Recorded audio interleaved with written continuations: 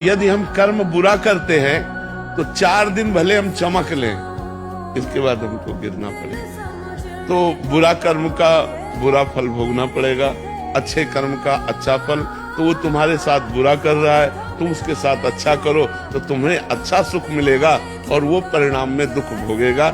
ये सिद्धांत है। और लड़ाई झगड़ा करोगे तो जैसे वो अपराधी वैसे आप अपराध कर रहे, तो फिर उसको दंड भगवान क्यों देंगे। एक रमा नाम की एक लड़की थी, उसकी शादी हुई बड़े अच्छे घर में। जिस घर में शादी हुई वहां भी ठाकुर जी के और राधा रानी के भक्त थे सब। एक दिन पता लगा कि मोहल्ले की सारी जो महिलाएं हैं बरसाना जा रही है। अब अगले दिन सुबह की ट्रेन है और रात में पैर में चोट लग गई। अगले दिन सब महिलाओं के साथ रमा जो है बरसाना आ गई, सीढ़ियों पर चढ़ने लगी।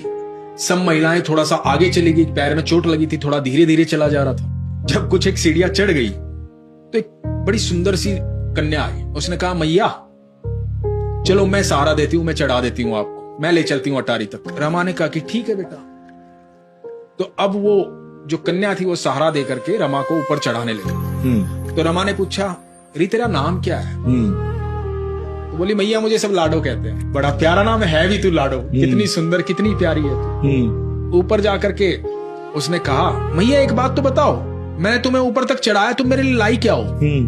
तो रमा के पास कुछ चूड़ियां थी, पाजेब थी।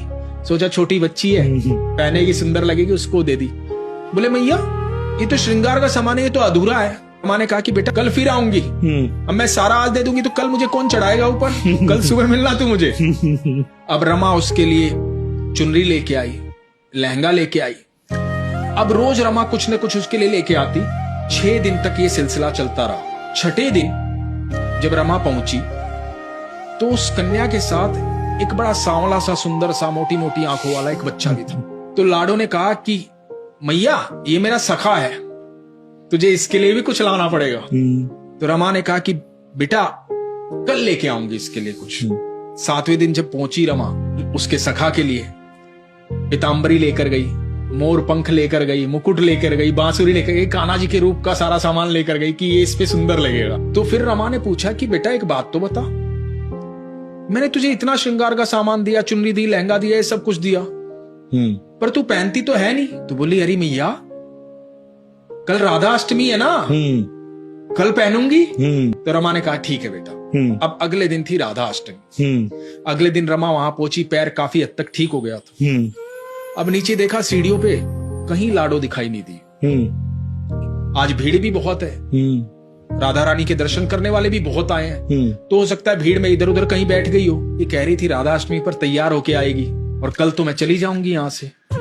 ये सोच के मंदिर के अंदर जाके भीड़ को चीरती हुई जब आगे पहुंची, देखा वहां पर्दा हुआ। जब पर्दा हटा, राधा रानी को देखा। वही राधा रानी ने पोशाक, वही चुनरी, वही लहंगा, वही चूड़ियां, वही पाजे, वही मोर मुकुट ठाकुर जी ने, वही बांसुरी, वही पीतांबरी पहने हुई थी। रमा देख करके स्तब्ध हो गई।